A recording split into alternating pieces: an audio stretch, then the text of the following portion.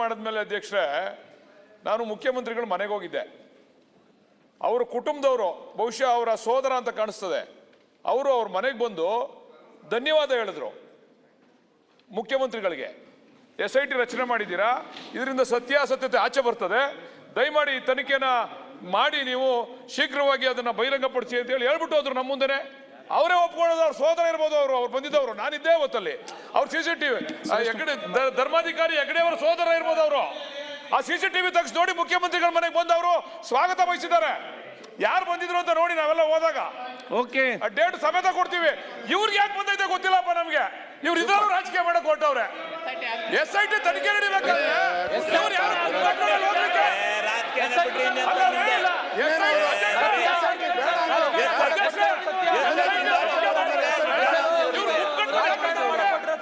ಇವ್ರ ಮೇಲೆ ಕ್ರಮ ತಗೋಬೇಕು, ಇವ್ರ ಮೇಲೆ ಕ್ರಮ ತಗೋಬೇಕು. ಆಯ್ತು, ಇವರು ಕುತ್ಕೊಂಡು ಏನೋ ಕಾಂಗ್ರೆಸ್ನವರು ವಿರೋಧಿಗಳು, ನಾವೆಲ್ಲ ಅವ್ರ ಪರ ಇದ್ದೀವಿ ಅಂತಕ್ಕಂಥದ್ದು ಇದು ಒಳ್ಳೆ ಬೆಳವಣಿಗೆ. ತನಿಖೆ ನಡೀತಾ ಇದೆ, ಕಳಂಕ ಇದು ತನಿಖೆ ಆಗಬೇಕು. ನಾವೇನೋ ವಿಲನ್ಗಳು, ಇವರೇ ಹೀರೋಗಳು ಅಂತ ಅದು ಪವಿತ್ರವಾದ ಸ್ಥಳ ಅಂತ ಎಲ್ಲರಿಗೂ ಗೊತ್ತು. ಅದು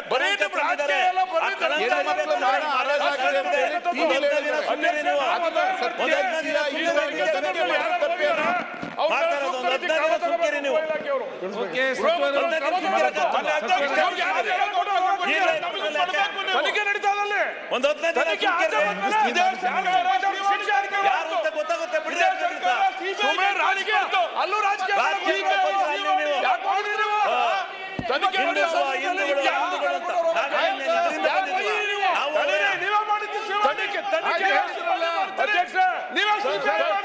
ದಿಕ್ಕನ್ನ ತಪ್ಪಿಸ್ತಾ ಇದ್ದಾರೆ. ಅವ್ರ ಮೇಲೆ ಕ್ರಮ ತಗೋಬೇಕು. ಮತ್ತೆ ಬಿಜೆಪಿ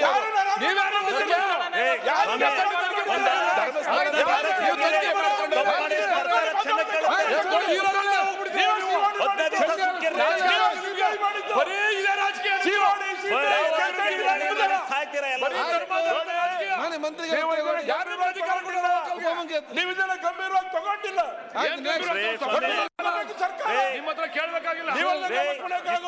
ತಡ್ಕೊಂಡಿದ್ರಿ, ಇನ್ನೊಂದು 15 ದಿವಸ 20 ದಿವಸ ಸುಮ್ಕಿರ್ರಿ, ಎಲ್ಲ ಬರುತ್ತೆ. 20 ದಿವಸ ತಡ್ರಿ, ಎಲ್ಲ ಸತ್ಯ ಬಯಲಾಗುತ್ತೆ, ಧರ್ಮಸ್ಥಳ ಪವಿತ್ರವಾಗುತ್ತೆ. ಸುಮ್ನಿರ್ರಿ ಸ್ವಲ್ಪ, ಯಾಕಿದ್ರಲ್ಲಿ ರಾಜಕೀಯ ಮಾಡ್ಕೊತೀರಾ? ಸುಮ್ಕಿರ್ರಿ. ಶಿವಲಿಂಗ ಅವ್ರು ಕೂತ್ಕೊಳ್ಳಿ. ಬಾಲಕೃಷ್ಣ ಅವರೇ, ಬಾಲಕೃಷ್ಣ ಮಾತಾಡಿ ಕೂತ್ಕೊಳ್ಳಿ. ಈಗ ಬಾಲಕೃಷ್ಣ.